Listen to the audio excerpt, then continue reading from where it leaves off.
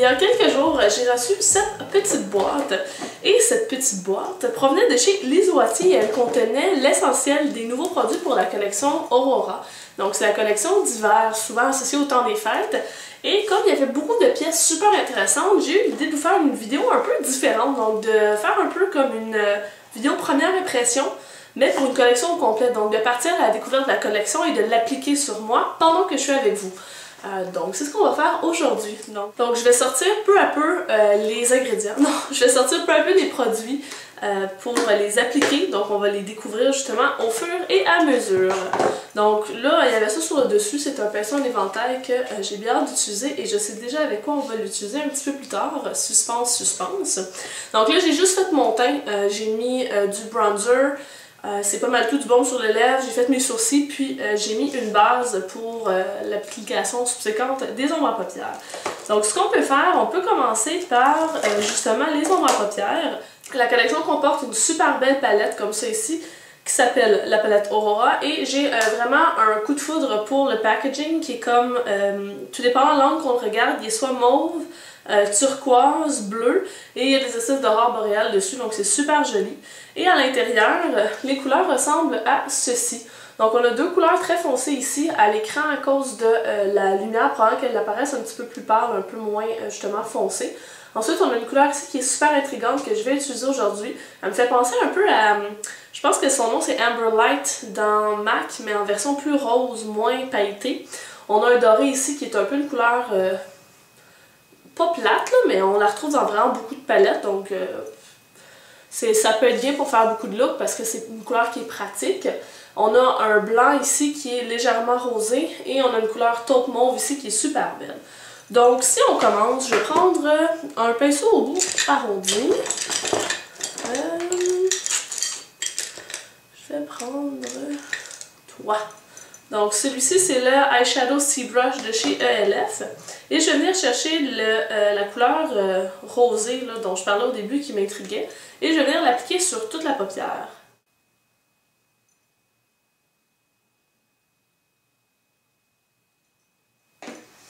Ok, ensuite de ça, je pourrais venir travailler le creux. Avec l'espèce de taupe qu'on a ici. Donc je prends un pinceau en forme de dôme, celui-ci c'est le 863 de chez Sedona Lace. Pour vous décrire un tout petit peu, la plupart des couleurs sont satinées et il y en a certaines qui ont des petites paillettes à l'intérieur.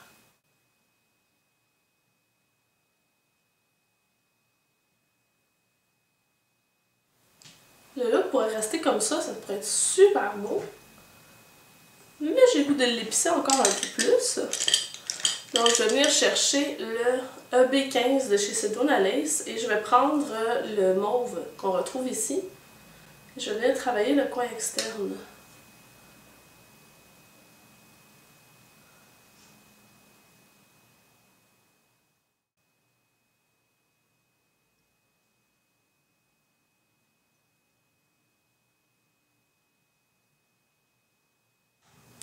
Donc là, je vais venir faire le rôti inférieur. Je vais aller chercher le petit doré dont je parlais un petit peu plus tôt. Et j'ai pris le pinceau estompeur de chez Co. Je vais venir faire le rôtil au coin interne ici. Donc je suis venue éclairer le coin interne.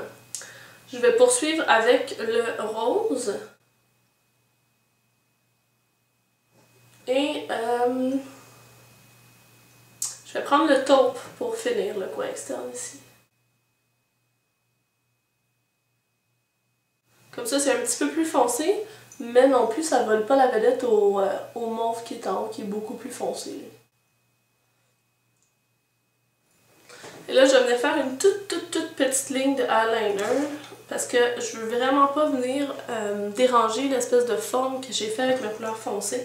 Donc, je veux vraiment juste suivre la ligne des cils, là. Donc, c'est vraiment une toute petite ligne.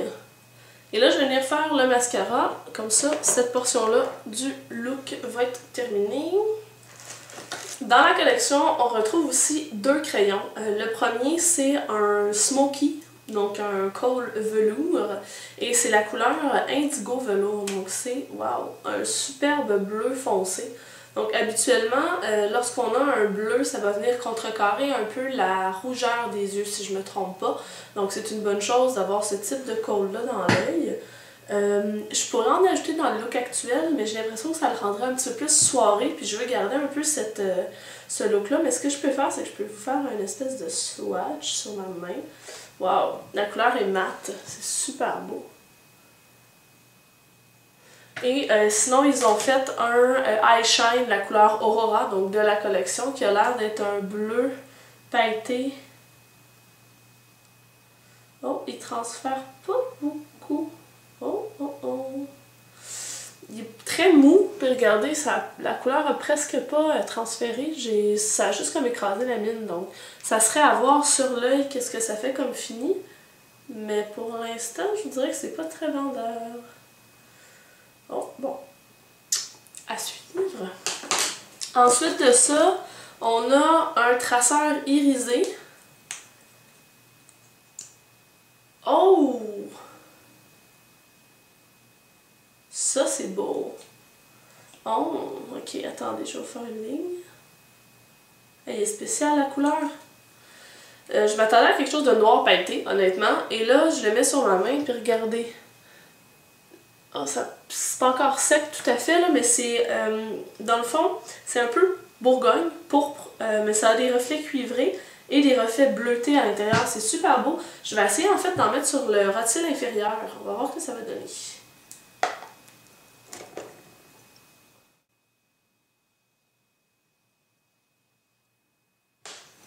Donc c'est ce que ça nous donne. J'ai fini en fait par en mettre sur la ligne des cils inférieurs. Je l'ai comme estompé avec un petit crayon, avec un petit pinceau crayon. Puis là, j'en ai mis aussi sur les cils. Donc ça donne un petit brillant, un petit lumineux au rotile inférieur. Mais j'ai pas fait un tracé très franc. Je vous avouerai que l'embout est très mince, donc très en précision. Ce qui fait en sorte que pour le faire sur le rotile supérieur, ça doit aller vraiment très bien. L'embout est assez flexible, donc il faut faire attention. Je crois que c'est assez facile de faire des zigzags avec, mais le fini est super beau. Regardez, là, ça a séché sur ma main. Donc vous voyez qu'il y a des reflets bleutés à l'intérieur, cuivre et bourgogne. C'est vraiment super beau, très original comme produit. Ensuite de ça, on a un blush fondant suprême, donc dans la couleur naturelle. Je me demande, est-ce que c'est le même type de blush que ce qu'il y avait eu dans la collection d'été? Je sais pas, je vais vérifier parce que je les avais beaucoup aimés. Non, donc dans la collection d'été, c'était des blushs crème satin. Donc c'était un fini différent, donc on va découvrir celui-ci.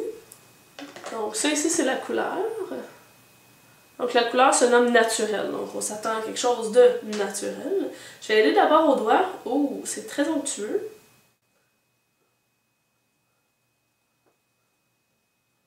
Donc je travaille en estompant, en tapotant. Je vais l'essayer avec un pinceau que j'aime beaucoup, qui est le 148 Straight and Wavy de chez Makeup Forever.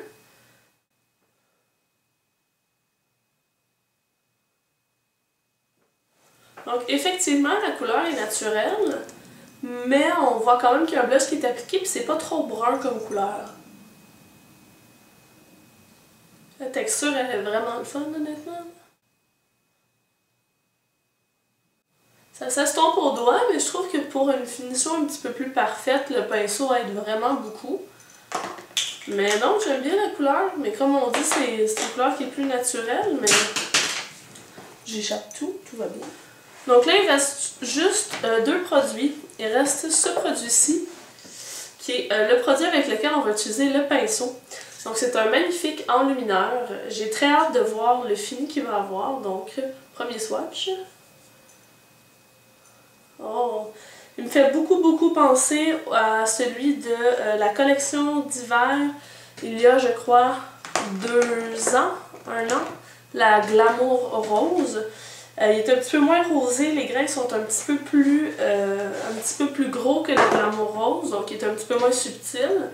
Mais je pense que ça va être vraiment beau, donc je vais prendre le pinceau, le produit, et je vais venir en mettre juste ici.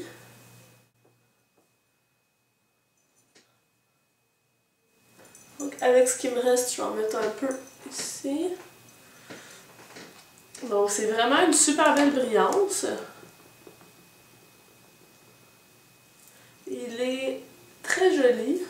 Je vous dirais que le pinceau a des poils assez raides. Ils sont pas désagréables, mais ils sont assez raides. Ce qui fait en sorte que quand on a un produit aussi délicat que celui-ci et qu'on frotte, on fait vraiment beaucoup de chutes. Je me suis retrouvée avec des produits un petit peu partout. Donc j'ai l'impression que ce pinceau-là, il faut vraiment y aller en douceur sur le produit quand on en prend. Donc c'est une petite chose à noter. C'est pas nécessairement négatif, mais il faut le savoir. Donc voilà. Le pinceau pourrait être, à mon avis, plus doux. Ouais, je vous dirais que c'est pas un essentiel. Personnellement, si j'étais à la pharmacie et que je voulais m'acheter un pinceau éventail, c'est probablement pas celui-là que je choisirais. Ensuite de ça, il reste les lèvres. Et là, c'est sûr que j'ai des yeux pas mal chargés pour... Je viens de voir les couleurs de rouge à lèvres qu'ils ont sélectionnées. En fait, la couleur Aurora, non, c'est Stella, cette couleur-là. C'est un fondant, donc j'adore cette texture-là. C'est un rose qui est quand même assez vif. Les fondants ont tendance à être justement fondants, très hydratants, donc ils tiennent moins longtemps. Personnellement, pour une couleur plus foncée, j'aurais tendance à opter davantage pour un fini plus mat, plus longue durée, un peu comme ceux qui sont sortis au thé du Labrador il n'y a pas si longtemps. Mais on va l'essayer.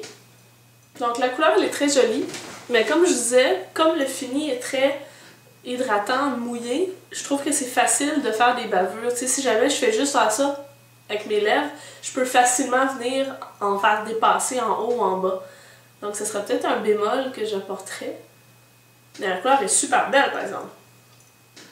Ils ont sorti aussi un gloss, qui est un gloss haute lumière. Donc qui est exactement le reflet de la couleur rouge à lèvres. Donc c'est un fini... Donc c'est un fini semi-opaque, très glossy. Il n'est pas trop collant, mais comme je disais, quand c'est des couleurs comme ça, il faut faire attention pour ne pas s'en retrouver, en avoir partout dans le nez. Donc, si je me retrouvais devant la collection à la pharmacie et que je voulais choisir quelques produits dans la collection, probablement que mon choix s'arrêterait sur... Et ça dépend aussi de ce que vous avez déjà dans votre collection et tout ça. Mais je trouve la palette intéressante si vous n'avez pas ce type de couleur-là déjà dans votre collection, parce qu'on est capable de faire des maquillages de jour, tout comme des maquillages de soirée. Donc ça, honnêtement, c'est une belle palette, puis le packaging est super beau. Si vous n'avez pas non plus d'enlumineur, celui-ci est très bien. J'ai trouvé sa tonalité très intéressante et il demeure quand même naturel comme fini. On n'a pas l'air d'avoir une face en plastique. Et il y a aussi le Kohl en indigo qui, ma foi, m'intrigue énormément. Donc il y aurait probablement celui-là aussi que je me procurerais.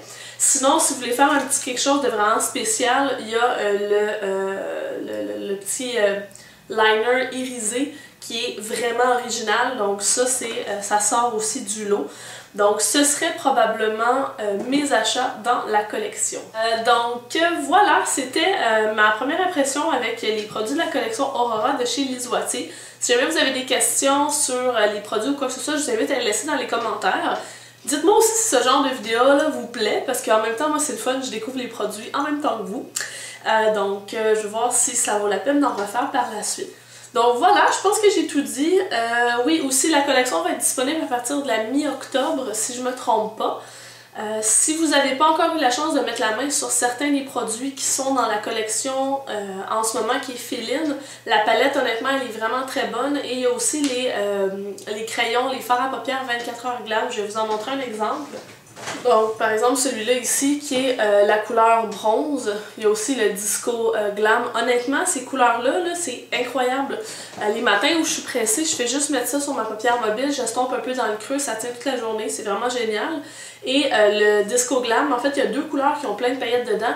Et honnêtement, c'est tellement rare qu'un produit comme ça, les paillettes vont rester. Si on le met sur la main, on attend que ça sèche, on attend comme il faut que ça sèche, et qu'on frotte, là, on aurait beau frotter comme... pas possible, ça part pas. Et c'est juste génial. Honnêtement, ça c'est vraiment un must. J'aimerais bien que ces produits-là deviennent permanents dans la collection de Lise Wattier. Sinon, donc ça comme je disais, il y avait la palette qui était très bien, puis ils ont sorti des crayons pour les sourcils qui sont aussi intéressants. Je vous dirais qu'en termes de tenue, j'ai déjà vu mieux, mais le format est très pratique. Donc voilà, je vous souhaite une bonne fin de journée, puis on va se voir dans une prochaine vidéo. Bye les filles!